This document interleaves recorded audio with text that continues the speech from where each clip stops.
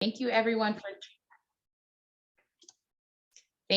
for joining. As you're coming into the session, if you could just go into the chat and under all panelists and attendees, just let us know who you are and where you're from. And we'll get started in just a moment.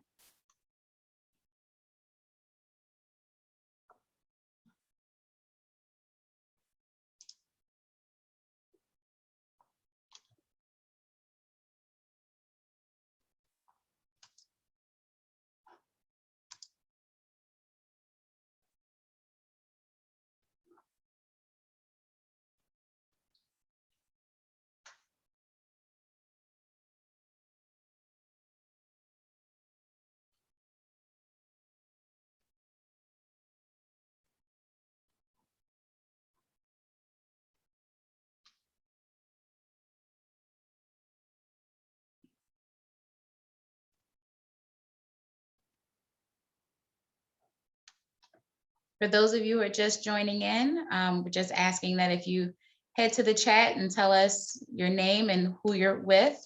Really excited to start this conversation soon, but we'll just give everyone a few more minutes.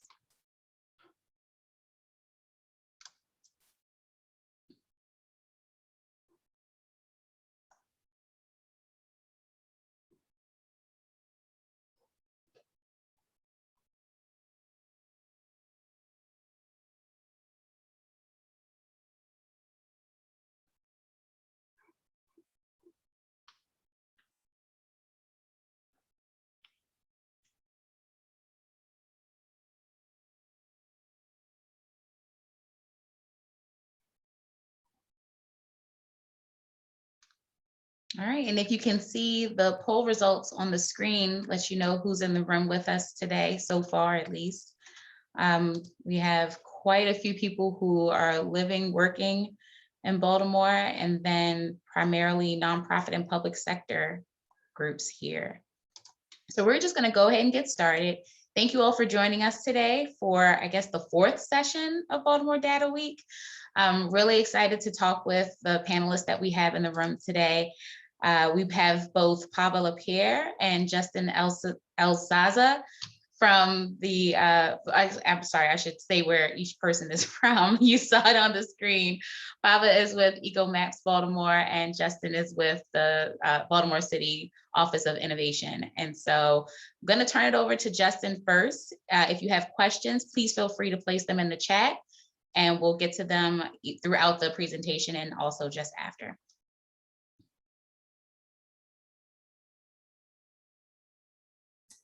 Great. Hi, everyone. Thanks for joining. My name is Justin Elszasz. I'm the city's Chief Data Officer. I'm actually no longer with the Office of Performance and Innovation. I've been in this role for just a couple of months now, since March. Really excited. One thing everyone should know about the Chief Data Officer role, it's moved out of BSIT and into the mayor's office, which I think is a really great move for the administration. It's really helping to put data kind of at the center of the administration. So I'm really excited to be in this role. I'm going to go ahead and share my screen and I'll walk you through what we've been up to with women and minority-owned business.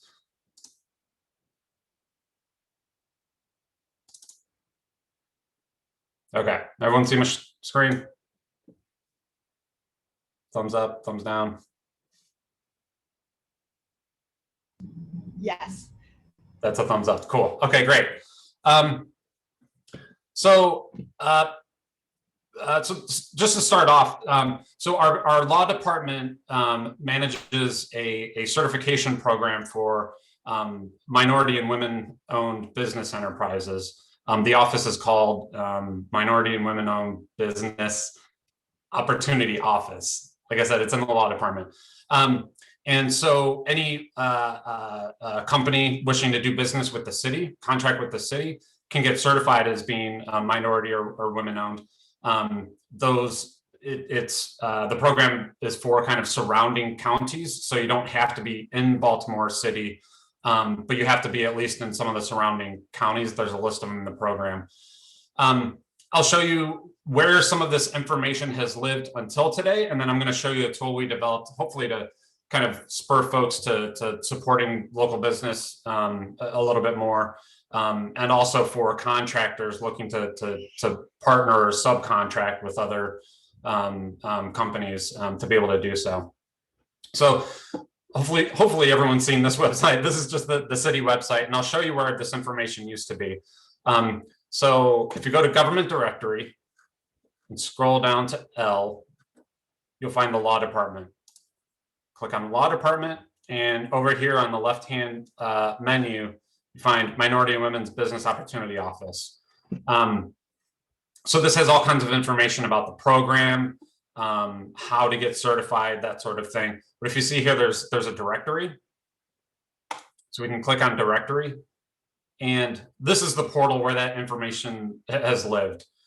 So if you're interested in finding one of these contractors, you would, you've got a couple of different search options here, minority or women owned.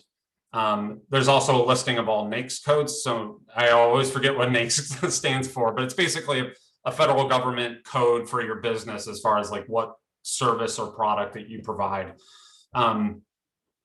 And then down here, you'll see view or save full directory, either listed by NAICS code or listed alphabetically. So if we click on one of those, and then wait and wait, you'll get, hopefully this is coming up.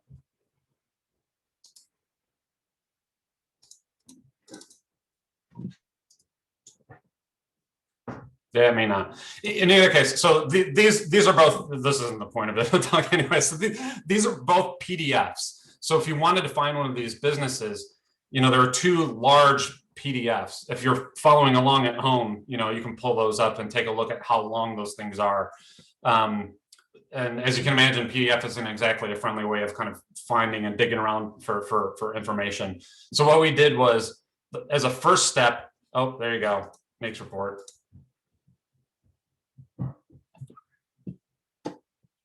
Right, so here's an example of one of these PDFs. Just listing after listing after listing. 700, this is 700 pages worth. So as a first step, a few weeks ago, we were able to get that data posted on Open Baltimore. So if you go to data.baltimorecity.gov, hopefully you've also been to that website before. The first thing I'm going to take you through is actually in the featured content section. It's in the upper right-hand corner, Minority and Women's Business Enterprises data set. And if you click on view full, oh, I'm sorry, not view full details. Come on, Justin. View data table, which is listed right here. You can pull up all of that information. So this is all the same information that you would have found in that PDF, except now it's in kind of a nice data table. You can do a few things with this. You're able to kind of download the entire spreadsheet if you want, so you can kind of filter and do the kind of filtering and querying and finding the right business if you'd like. Like I said, we made this data available a few weeks ago now, but still we were looking to kind of improve on usability, because obviously this is the map, and this display that you're seeing here are just kind of by default what's included with our Open Baltimore platform. If the data happen to be geospatial, if there happens to be locations or neighborhoods in that data set, we automatically get kind of a default map that everyone can look at.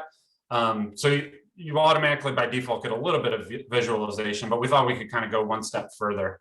So today what I'd like to show is the new Finder tool that we've developed. So on data.baltimorecity.gov, again, I'm still on the main page. If you click here, Baltimore MBE WBE Finder, this is the new app that we're kind of launching today. Again, same data set is behind it. Hopefully is providing a little bit more user-friendly way of finding some of this information. I realize the text now might be tricky for some folks. Let me see if I can zoom. There we go. Okay.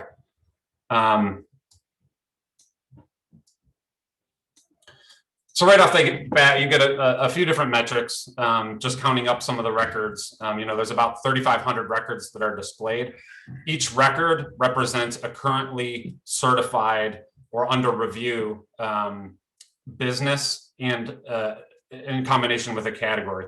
So for instance, you may see multiple listings for a business. Here's an example.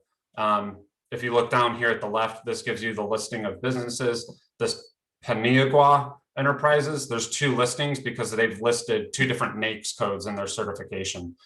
In any case, so that's 3,500, like I said, kind of what I would call currently active businesses in combination with what their NAICS code or their business kind of service is.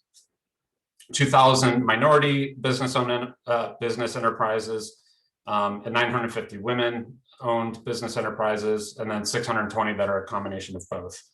Over here, you have on the right, you'll see a legend. We just kind of color-coded things at a very high level based on these business categories. So again, the NAICS codes, they're a pretty comprehensive set of codes. And so just for visualization purposes, we just broke it out by the highest level, the broadest categories possible. Professional services, construction services, commodities, and manufacturing. What you can do in the left-hand bars, there's 2 ways of searching this. There's actually 3 ways of searching this tool, and I'll show you in a minute. First, enter a description of what the business type that you're interested in. So let's type computer. And it filters down for, any businesses that have computer in their NAICS code description. So you can see there's some that are professional services, some that are commodities, some that are services. I was taking a look, and it looks like the commodities are things like printer ink, which was kind of interesting. The other thing you can do is search by the name of the business you're looking for. So I found one called Stonebridge, who do kind of video and audio production. Over here, what it returns is, a tiny little card with some of the contact information if you want to reach out to them and do business with them. Then finally, and maybe I could have started with this, when you click on one of the points, you'll get all of the information about that business. So we can pull up an example here. Like I said, business category is kind of the highest level category. Business category detail gets you a little bit further in, and then business service description detail is kind of a really more detailed description of what that entity does. Like I said, you get all of the contact information back. You also get information about the certification itself. So here's contact information for the person who did the certification. Contract status, these will only show certify or review. Any that have been closed that were older certifications have been filtered out of this tool. The contract size, the certification number, if you're interested in pulling additional records, going to the law department and asking for additional information, and then their certification dates. So all of this is kind of available in the tool. Down here at the very bottom, you also have links directly to the data set that I showed you, as well as a link over to the MBU website. Finally, there's actually one more. I mentioned there's 3 ways of searching, and we're still kind of playing with some of the new. You might remember, for some of you who follow along with Open Baltimore, we switched from Socrata to Esri. Those are 2 different, basically, technology platforms that host our open data program. We're still playing with some of the tools that Esri offers to build these kinds of data products. And we're kind of working out kinks and finding, kind of pros and cons of the tools and what we have available in that platform. Up in this upper right-hand corner is where you might want to search by location. So I'll do 100 North Holiday Street, which is City Hall. So black dot is City Hall, and here are all the minority and women-owned businesses kind of near City Hall. It kind of zooms you into that location. One or 2 other things over here on the left-hand side, you'll see a little button that looks like a location button. I'm sorry, that looks like a target. That'll take you to your current location. I trust y'all. I live near the firehouse in Hamden. So takes you to my current location, shows you some of the businesses that are around my current location. I think that's pretty much all I wanted to share with you today. I'm really excited to be launching this. Like I said, we're launching this today. This is the first time, we're kind of sharing this widely. So also very much open to feedback. One of the principles I'm trying to bring to bear is to get small things out and get feedback quickly instead of waiting until we have the first product. So if you find quirks or things you don't like, I'm also very interested in maybe a more clever title than Baltimore MBE WBE Finder. That's it's simple, but it's kind of wordy. So happy to take feedback, questions, comments. Yeah, so thank you very much. I'm going to put a couple of links to this information in the chat unless someone already has. But with that, I'm going to stop. I guess I could keep sharing my screen and see if there's, Kristina, did you want to do questions now or do you want to wait until? Yeah, we have a couple of questions and I'll let folks put some more in the chat if they have them. I also have a few questions. Pava might have a couple of questions. So I say we go ahead and do some. So I'll start off with one that came in the chat. Did the businesses have to opt in to being used as a part of this data set? So this is certification information. So they've certified themselves as being a minority or women-owned business with the city, and that data was already public, like I mentioned. So if you go, the MBU website that I showed you, all of that data was already made public. So this is really just kind of making it a little bit easier for folks to find it. I don't know why I closed out of it, but no worries. And then there was another question. How expanded are the target words or the descriptors that are being used so far? If you search for the word and the example is given salon, it would yield 0 results. Yeah, that's another thing. So I mentioned we're kind of working through some of the kinks and quirks of the new platform that we're using. If I'm honest, I feel like the search and querying tools haven't been all that great. So I'm still kind of playing around, and we're gonna work to see if we can improve that kind of stuff. Even in the example that I gave you, I typed in computers, or I typed in computer.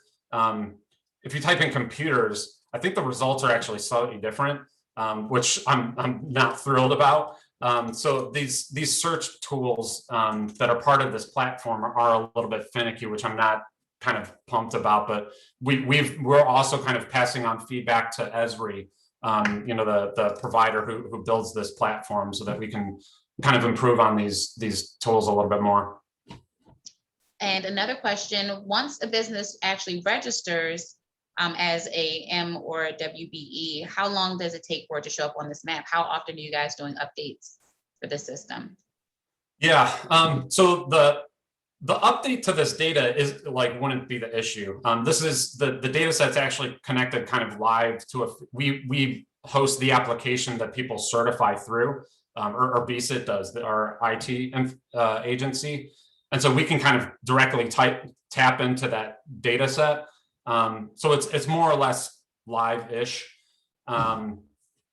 It's not necessarily the from getting certified to ending up on this that would be the long duration. I think what's probably longer is the certification process itself. I think that can take anywhere from 30, 60, even 90 days in some instances. So that's kind of where the bulk of the process is, I would say. So a couple of questions that I have about policy. You've already brought up one of my questions around the certification process, and I believe there are way more than I would even say 1,900, the 1,900 number of MWBE businesses in this city.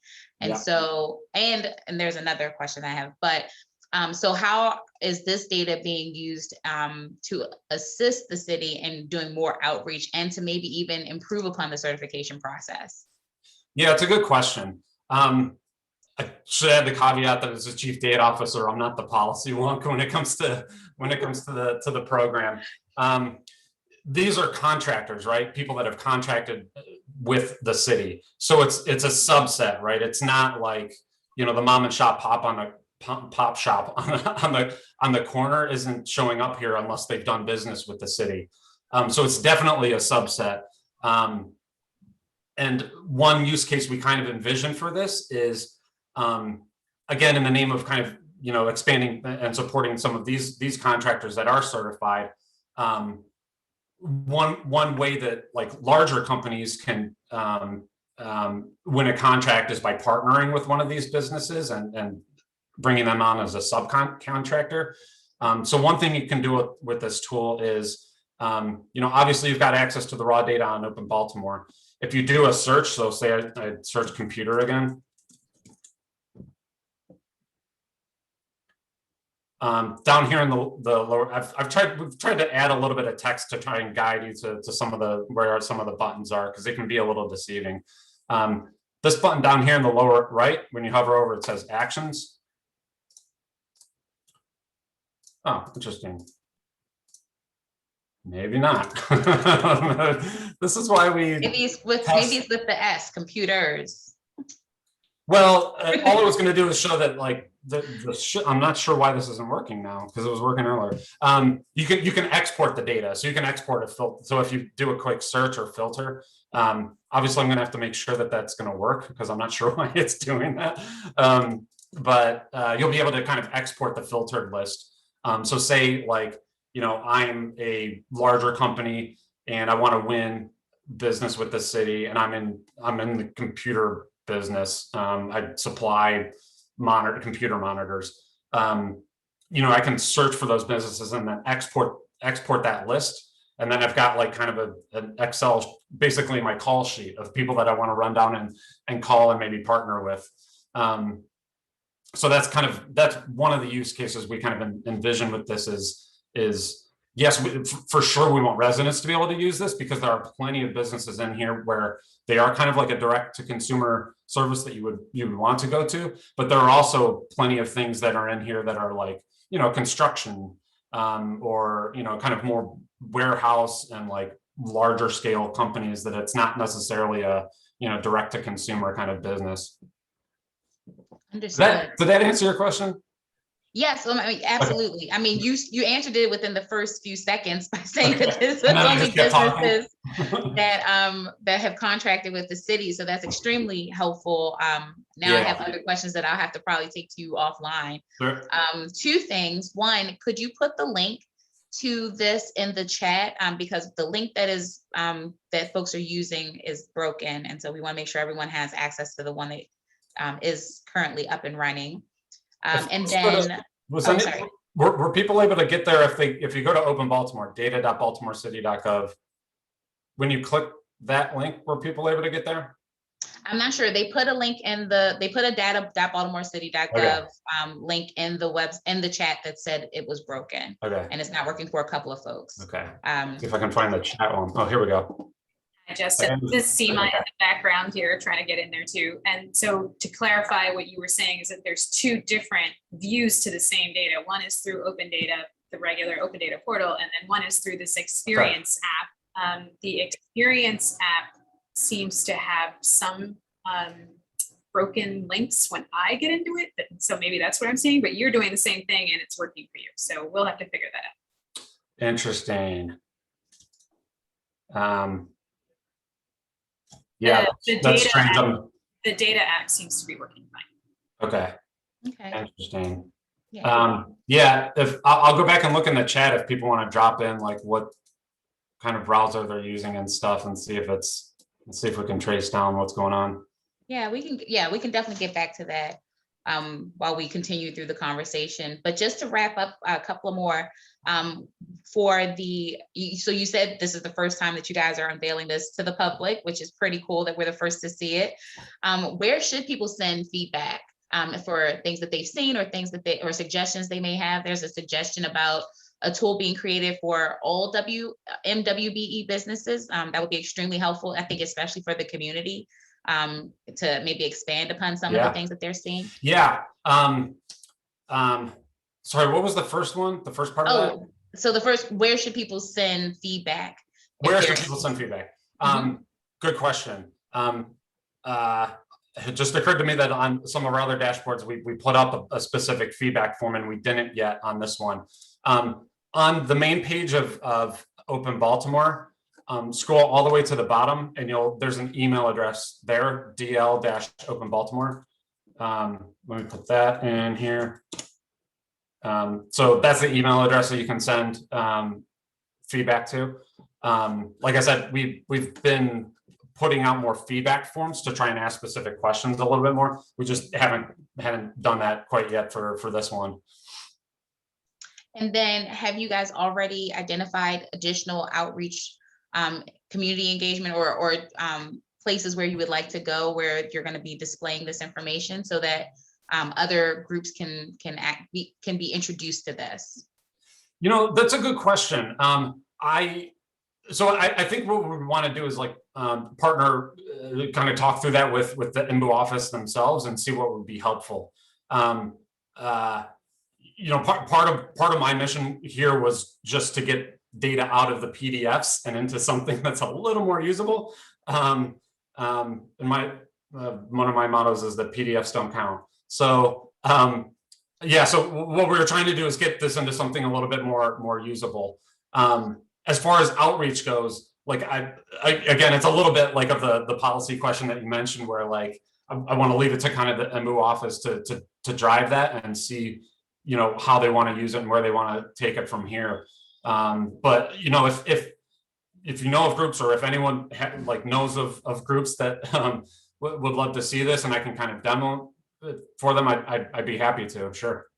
Awesome. Well, this is an amazing tool. A lot of Open Baltimore has the dashboards. I keep wanting to say data. The dashboards have been extremely useful in my work, and so I appreciate you guys constantly pulling data out of PDFs and making it accessible for everyone in the city. So if any other questions pop up, we can get to them at the end. But thank you so much, Justin.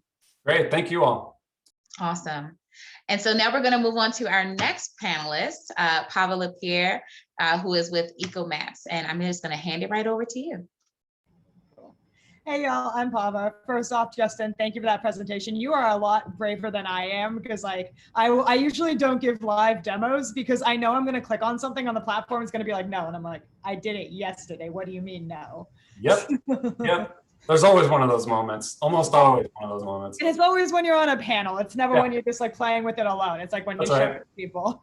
But really, really applaud your efforts here, because making information accessible to people is like one of the big challenges you face in the data field, right?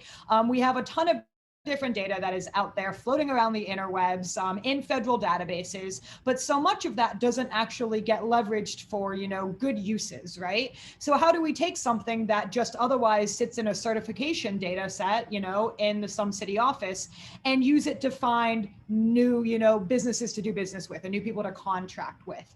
And so really, really excited to see this go live and play around with the data.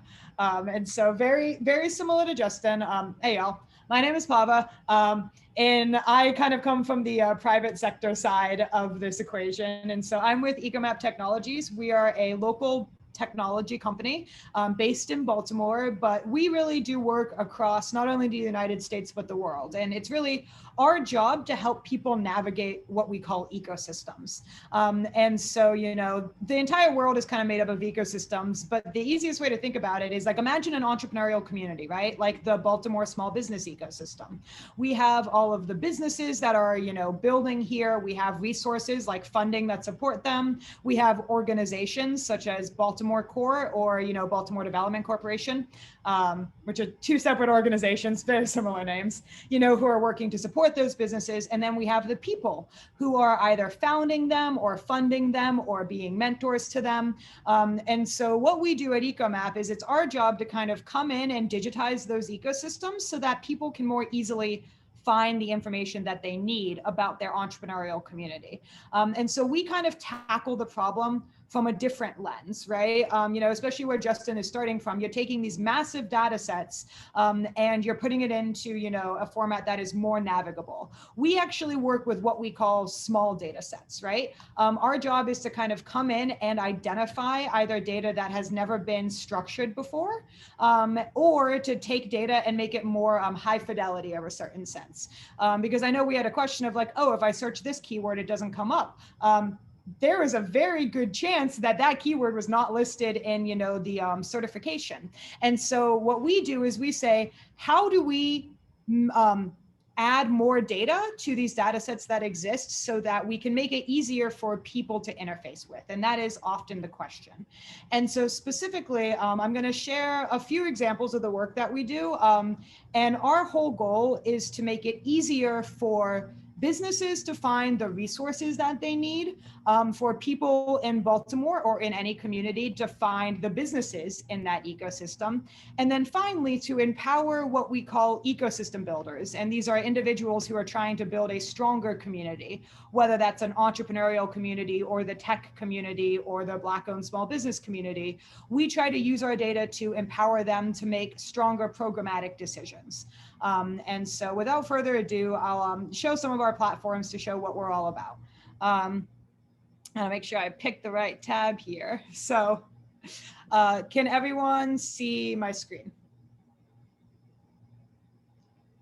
Justin, you're the only person I can see. Can you thumbs up? Cool. I definitely see that dilemma there on a webinar. So our first platform that we ever launched is actually called EcoMap Baltimore. And it's funny because this was when we were back a little baby company. We realized that my background is in entrepreneurial education, and I was trying to help people find resources in the city. And I realized that there wasn't a good place that they could all go to find those resources, right? There wasn't a list of all funding programs or all accelerators. And so it got me really interested in this question of like, how hard is it to build a resource database? As Justin can attest to, the answer is hard because data is finicky. It's really hard to track it down. It's hard to make sure it's accurate. It's hard to make sure it's high fidelity. And so we set out to build platforms that make it easier for people to navigate all of the resources and organizations around them. So on EcoMap Baltimore, people can kind of come in and they can find resources based off of what type of venture that they're building, right? So I can say, you know what, I'm a small business and I want to see all of the resources available for small business. And you can filter by the stage of your company. Did you just have this idea? Have you been around for a while? You can filter by the type of resource. You can filter by, the audience or by the industry that you're in. And so the whole point was to help people more easily find the programs that are actually going to fit their needs, right? So that people aren't wasting time trying to say, pursue a funding opportunity that only works with a nonprofit organization and it doesn't even consider small businesses. And so, our job is to really come in and gather as much data as we can about all of these different resources. And so on EcoMap Baltimore, I think we have about 500 different resources that are available. One big addendum is that EcoMap Baltimore is about to get a major redo. We're working with some local partners on that. And so when it comes to kind of finding resources for your business, this site will be up for a while, but soon enough, we're going to be redoing it and adding new things. And so, take everything here with a grain of salt. But you can really kind of see, what we're going for. We're trying to make these databases so that people can come in and find what it is that they need. So you can look at all the different entrepreneur support organizations based off of what resources they provide or what type of organization it is. And so this is, as I mentioned, our first platform that we ever built. And so in very many ways, I'm like, very much to Justin, we just wanted to get something out there. And since then, we've kind of gone on to take our work to the next level, but this data is still here and mostly up to date. And so recently we partnered with the state of Maryland to launch a revamped version for the entire state to help people navigate the entrepreneurial ecosystem of, say, the entire state of Maryland. And so very similarly, you can go to the Maryland Entrepreneur Hub, and now you're searching not 500 resources, but over 2,500 different resources. for, you know, all different types of businesses. So same thing, you know, somebody can come in here and say, I need to find funding that is specifically for, let's say, growth startups who are working within the technology industry, right? And now you're going to see all of the different resources that are fitting, you know, your criteria. And people can click on one. I feel you, Justin. I've done that before. Like sent out a site, everyone went to it and it crashed, and I was like, ah, shit. And so, you know, our whole thing is kind of creating data sets that are meant to help entrepreneurs navigate their local community and find things that might help their business, right? And so, you know, since Maryland Entrepreneur Hub has profiles, so if you have a platform on this, people can come in and you can save information about the resources that are interesting to you, right? And this is really a tool for business owners to be able to identify not only the resources that exist for their business, but also the organizations who are working within this ecosystem. And so just like we have information on resources for entrepreneurs and business owners, we also have information on the organizations who are supporting them, right? So we could say, look at economic development organizations that provide funding. You know, what are all of the organizations that meet those two criteria that I can engage with, you know, maybe even based off of who I am or what type of business I build. And so you can see here, this is an example of the data we gather for organizations. And this kind of relates to the work that we do for ecosystem builders, right? Because ecosystem builders are organizations who are trying to make a stronger entrepreneurial community per se. And one of the big problems that we run into is that we don't know who is doing what. As I'm sure you know, Justin can attest to, there's a lot of duplication of efforts because a lot of people don't know what already exists out there, right? And so one of the things that we try to do is gather very specific information about what this organization does, right? They're working to increase equity and diversity in entrepreneurship. They provide funding and they promote local businesses. They do that through these resources. They serve these types of businesses. They work at this level. And this is to help, you know, partially entrepreneurs find what they need, but also for us to build a stronger entrepreneurial ecosystem in general.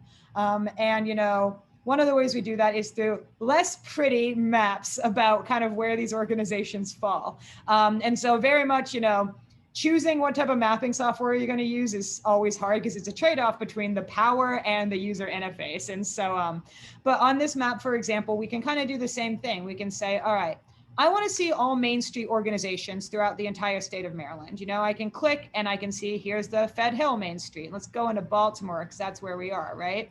Here's the Waverly Main Street. And this is helpful for kind of seeing where are people getting support, right? And it also reveals some, you know, inequities in how we're doing things, right? So let's say we want to look at organizations that specifically are working to increase diversity in entrepreneurship.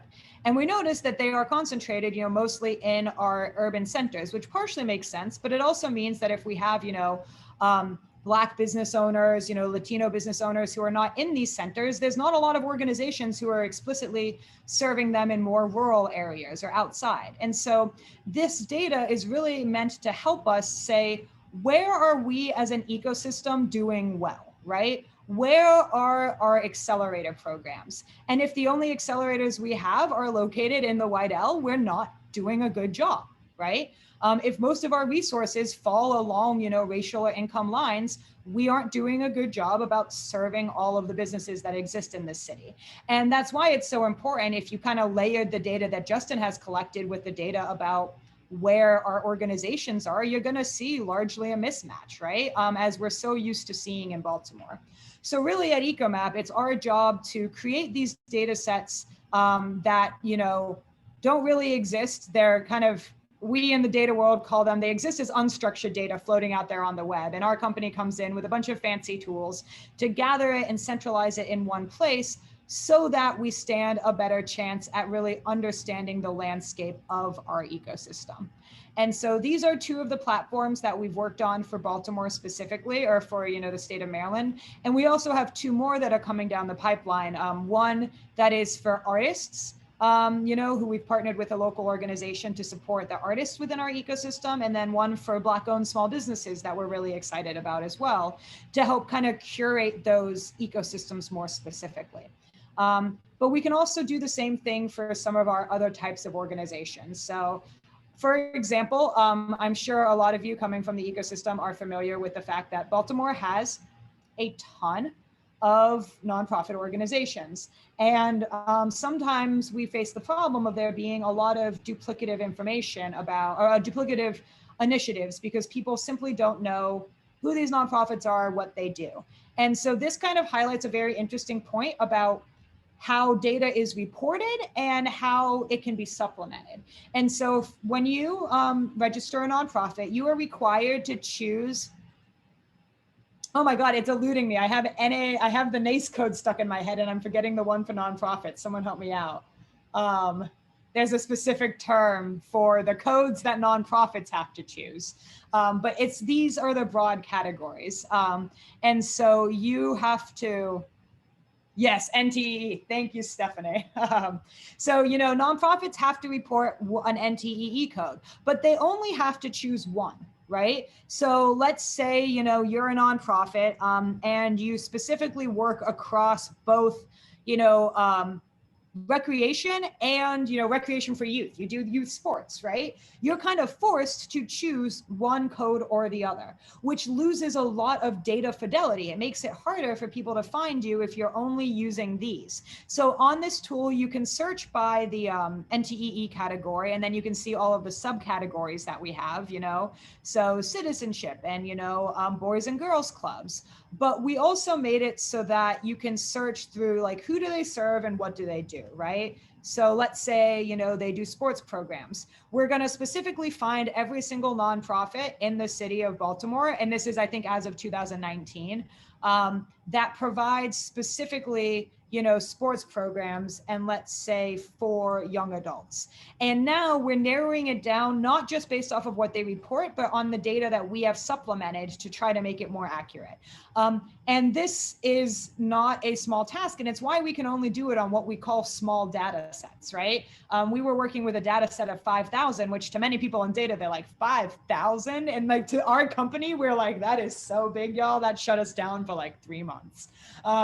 And so the whole thing is that when you're dealing with data, you have this trade-off between bulk data that is often federally mandated and reported and is very expansive, there's a big breadth, versus high fidelity data that goes very in deep, right? That has keywords for all of their products and services. And so if there are any questions kind of floating around as to like, why isn't there, the MBE finder or the, yeah, Justin, we should workshop on the name a little bit, but why isn't there a Baltimore MBE, WFBE business finder that you can search by keyword? And the answer is that those keywords are really hard to generate. And it's really hard to tag that data, especially if these businesses don't have a web presence. And so that is kind of the fundamental problem that our organizations collectively work to tackle, is how do we help people navigate to find the businesses that make sense, or find the nonprofits who are serving people. And so similarly with the other platforms, this is also meant to look at some interesting data about where are the resources going. So we just filtered down our 5,000 nonprofits by all of those with a budget greater than $5 million. And now we can explore them on a map. You can see, I feel the pain. We have a little addendum that it might take a minute to load. But you can say, going and filtering down, where are nonprofits in the city getting funding? Which ones have the big budgets? And of those that have the big budgets, where are the ones who are doing community outreach, right? And it lets you get this very granular data of who has, large budgets and is doing community outreach. Where are the smaller budget organizations and where are they doing outreach? And this again helps us answer the question of who is not being served by our ecosystem. And so this is all very fun data to play around with. I'm going to do something that I shouldn't do, and I'm going to navigate away from this page, and I'm going to show all 5,000 of these, and we're going to come back to this once it loads, because it's going to take a minute. And so a final application of what we're doing is very similar to, what Justin had showed, where we have this so-called Buy Local Baltimore. And this is meant, for people to be able to easily, it was done during the holiday season to help people find businesses. And so similarly, you can search like woman-owned, say, books, and you're going to find, anyone that comes up with those tags. But yet again, here's the trade-off we're dealing with. In this data set, we only have about 500 businesses. We're definitely missing some of them because we can't just port in the data sets. And so that is one of the perennial problems that we navigate when we're trying to understand the entrepreneurial community through data, right? The trade-off between quantity of data and quality of data. And there's no good way to really answer it. But it's important that we get this right. It's important that we find a way to build platforms and data sets that help not only businesses find the resources that they need, but also people find the businesses to support. Because we are well past the point in economic development where we can sit here and think that, Amazon HQ2 is going to come in and solve, Baltimore's economic development issues, right? We are very largely as a country moving towards what's called entrepreneur-led economic development, where we're focusing on fostering these ground-up ecosystems. And part of that is cities, states, nonprofits, corporations, providing funding and accelerators and incubators and technical assistance to businesses. But the other part of it is us consumers spending our money locally, right? And it's important that we have tools like the one Justin created so that we know where these businesses are to spend locally. Because it is easier to go on to Amazon and buy a product there because you can just go up there and search like, show me candles. And so the problem that if we could spell it, I could never find a candle on Amazon. All right, so it's easy to do that. We need to make it just as easy to find a local business that's doing that as well. And so, I highly encourage, everyone here, if you are thinking about local shopping, use Justin's tool, use this tool, because until we hack the part of consumer spending going more towards our businesses, the ecosystem is hard to move forward. And so I will hop over here. All right, this is all I wanted to show y'all.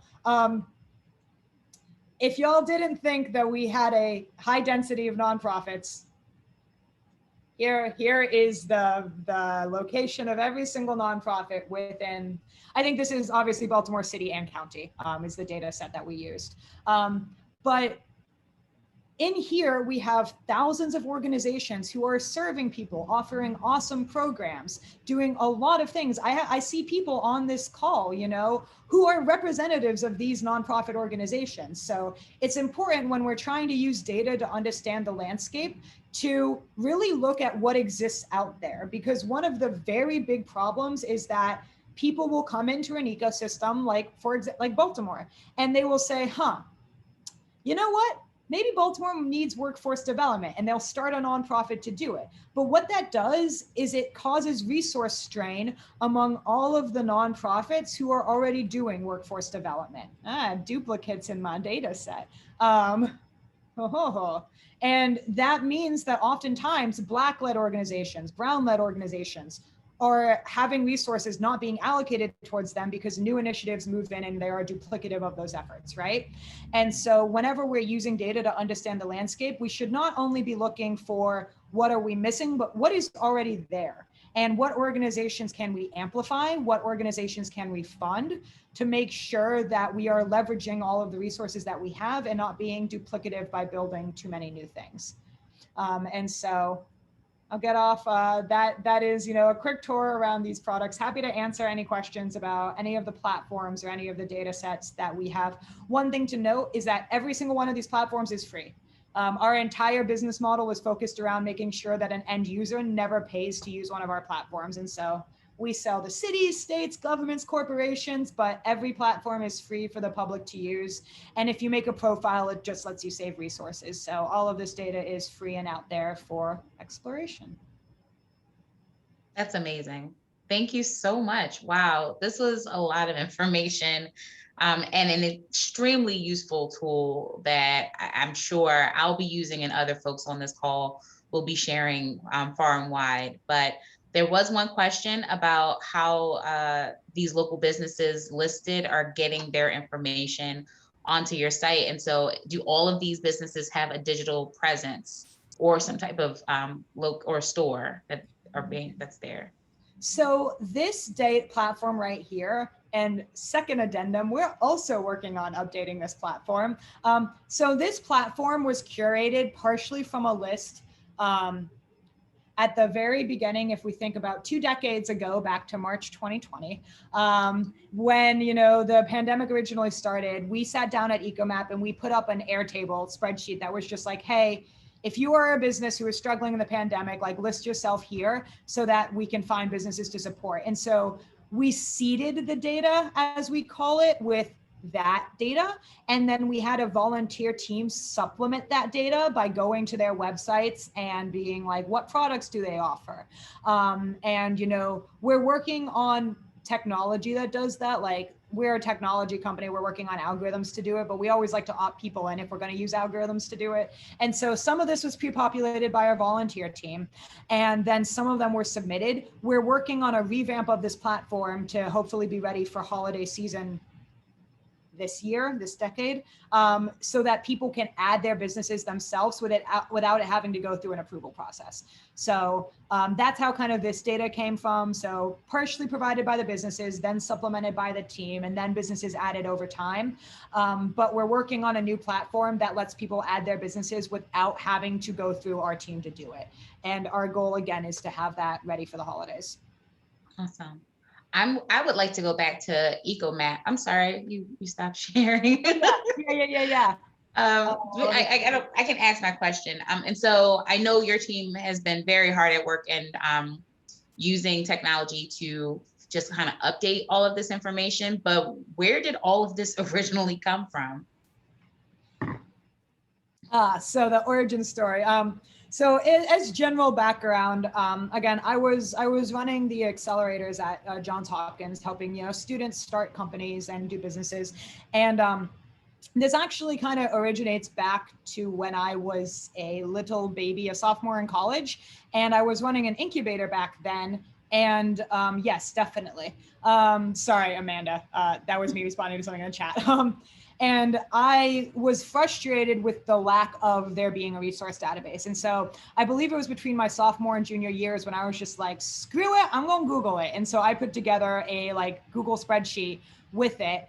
And then over time, I started studying those platforms more and more. And I realized that there was actually a real technological reason that getting this data was so challenging, right? Resource databases didn't exist because you had to be a college sophomore, junior with no life and spend an entire summer Googling it in order to get it, right? And so I started looking into how we can use technology to simplify that. And so we are now, a tech company. We have a cool team of 10. We're located in downtown Baltimore. And now we use a variety of, technologies to help us update the data. So we have algorithms that are looking at the data we have, making sure it's staying up to date. We're working on algorithms that help us pull out that data, and eventually algorithms that help us find it. But right now, when we go into any new ecosystem, be, the city of Dallas or Birmingham or Columbus or Pittsburgh, which are some cities that we're in, we have an expert team who specializes in working with entrepreneurs actually go in and do that initial research. So we have a team who's going in and saying, where are these resources? Where are these organizations? And then we use a mix of people and technology to help us pull out that data and keep it perpetually updated. And so that's why we have this addendum right here, is because we recently stopped our algorithms running on this site because we're relaunching it soon. And so that's why it says this data is no longer being updated. The vast majority of these programs are still running, but that's just what we mean here, is that we've paused updates on this data set. And in the meantime, we have the Maryland Entrepreneur Hub, which has it, but rest assured, EcoMap Baltimore becoming a 5.0 version at this point in a few months now.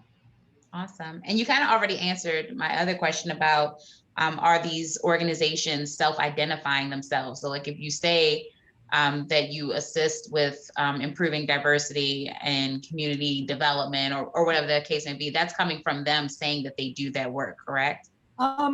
Yes and no. So one of the things we learned when we're trying to get high fidelity data is that it's not always great to rely on people to self-report it. And so one example is that there was another platform in Baltimore that was meant to be like a resource directory, and it existed, there was a lot of money put behind it. It existed for many years. And after all those years online, it still only had a few hundred resources and organizations on it. And that was one of the things we realized, is that if you are expecting people to come to you and give you data, it's one, they're unlikely to do it in the first place, so your data set's going to be incomplete. But then two, how do you ensure that an organization that says, we work with Black founders actually works with Black founders and they're like walking the walk? And so when we tag data sets, our research team actually makes that determination for most of them.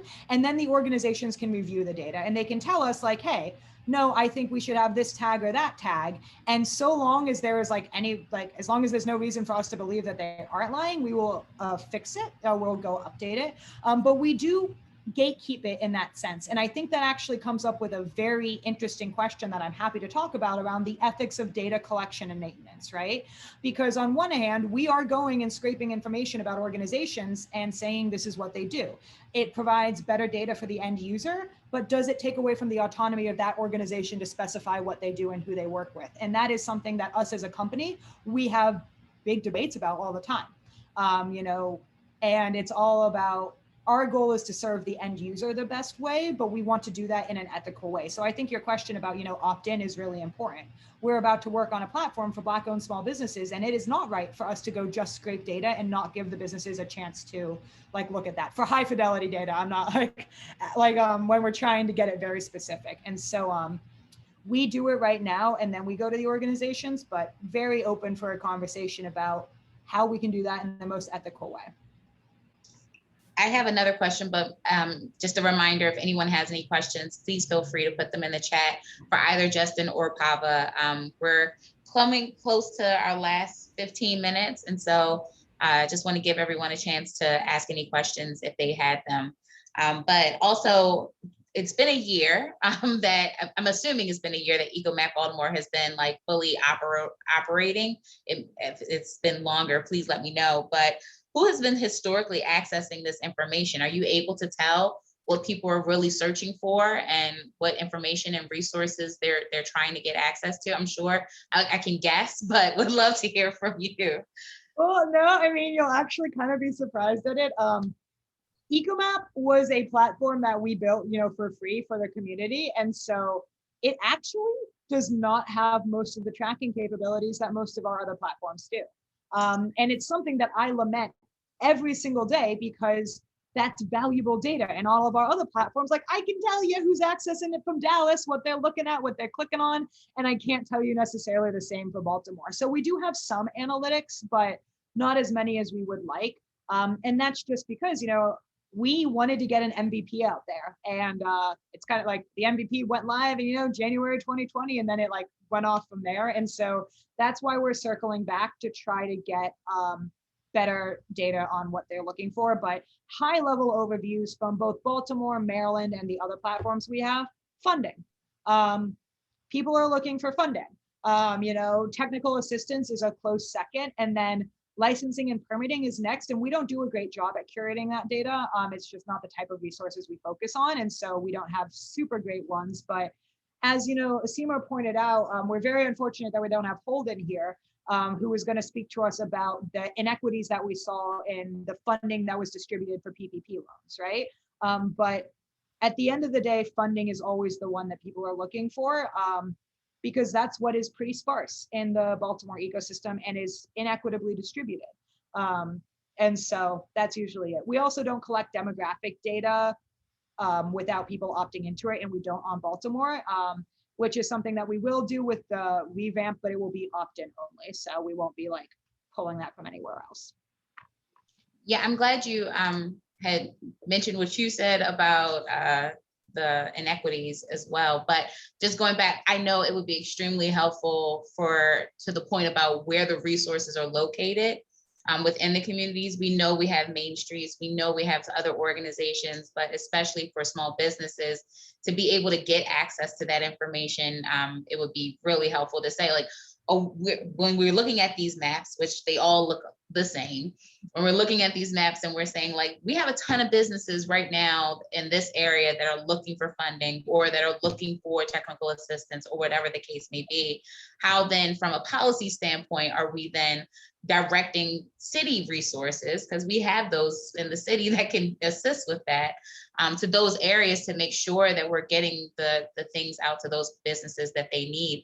And sometimes at the very level, just then starting conversations to understand, maybe you're looking for funding and it's just a general term, but maybe it's, I just need a micro loan, or I don't need access to a bank in my community to get what I need, because I just need a small, bridge loan or something to just carry me on to the next thing. But I think it's important that we do have that discussion at some point about, and it's not from other research that's happened.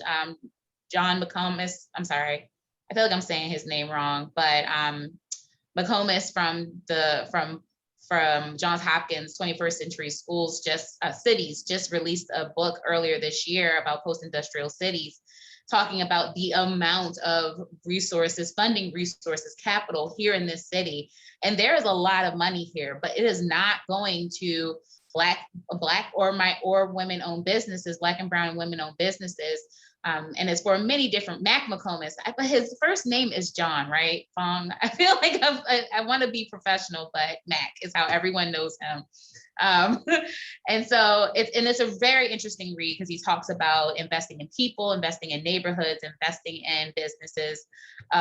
Okay. So yeah, I think it's really important that we have that conversation, especially here in Baltimore, because historically we have always been shutting people out, and with this information, we could really be making a significant change. So very excited to hear about both of you just digging a little bit deeper and putting that information in our grasp, and so that we can start making some more decisions that are more impactful to the community and business community overall. And so if no one else has any more questions, is there any way that folks can get in touch with? I know Amanda had asked about getting all of her businesses uploaded into this system, into the buy local system. Is there a better way that we should be? Okay, that's the best way to reach you. So if there's anyone else who's aware of businesses in their community that they didn't see on the buy local list, I know there are different times of the year that it's just like, oh, I want to shop local, I want to support local, and so that's a great place to head to. Any last words from either of you? Oh, Amanda, I'll text you, because I'll text you when the happy hour is, so we can definitely keep this conversation going. I think this is a very important one to have. And a lot of folks are having it. That's the thing. It's not just us in this space right now. Like, a lot of folks are having this conversation on a regular basis, and we just have to get together and start moving things along. And so we start with the information that you two are providing. So really appreciate you both being here. Thank you all so much. You guys are amazing panelists. Justin, I did have a question about your data science fellows program. Is that still going? Because obviously all the data that you're starting to put out, someone's got to analyze it, and you're a one-man person. So how is the city thinking about analyzing a lot of the data sets that are coming out from Open Baltimore? Yeah, it's a good question. I mean, admittedly, I don't think there's like one comprehensive strategy. We don't have, so CityStat is the closest thing we would have to like a central analytics type team. But really it's more or less distributed as far as like analytical resources go. So there's the data analysts over in DOT and DPW, and every agency has some kind of data expertise, right? So like I don't think like there's no like centralized plan around how to attack some of this stuff. It's very much like, what is the problem that the agency needs to solve, and how do we, do they have the analysts to help out, or don't they? Right. Yeah, the Data Fellows program is still very much alive.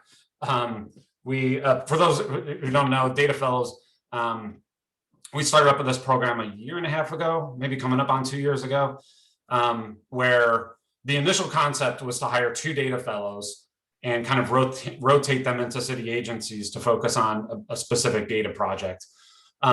What happened was multiple agencies came to us saying, we'll just pay for our own data fellow if you can like find and hire the right person. So we kind of turned into like a recruiting and hiring shop for data analysis talent in the city. And to date, I think we've probably hired 9 or 10 data fellows. So distributed, again, kind of scattered throughout, our agencies. We do bring that group together every once in a while, and we're also bringing something together called a Center of Excellence. So this is something we just restarted it. We had started a couple of years ago, but it was basically once a month getting the data analysts, from across city agencies together to just talk shop. And so that's the kind of place where data analysts from planning department might share like what they're working on. In fact, Austin Davis from planning just last Friday gave us an update on US Census. So that in a nutshell is kind of like how things are distributed. I'm really excited that we formed those kinds of networks though, because it does mean that people are coming to each other with like interesting research questions or interesting ideas, or even asking other agencies, hey, is this something you could put on Open Baltimore? We're trying to get to a place where agencies see Open Baltimore as the best way of sharing data between agencies. Because as you can imagine, there's a lot of complications with sharing data between agencies. And if they think, oh, well, I could, if it isn't sensitive, we can go to Open Baltimore. So there's kind of a cohesive network coming together that I think starts to get at what you're talking about. Yeah, did that answer your question? Absolutely. Yeah. Well, thank you all so much. This was our fourth session for Baltimore Data Week. We have 6 more to go, so hopefully you will all stay with us. And the evaluation for this particular session is in the chat. If you can help make sure that we make this a great week, please fill that out as you move on with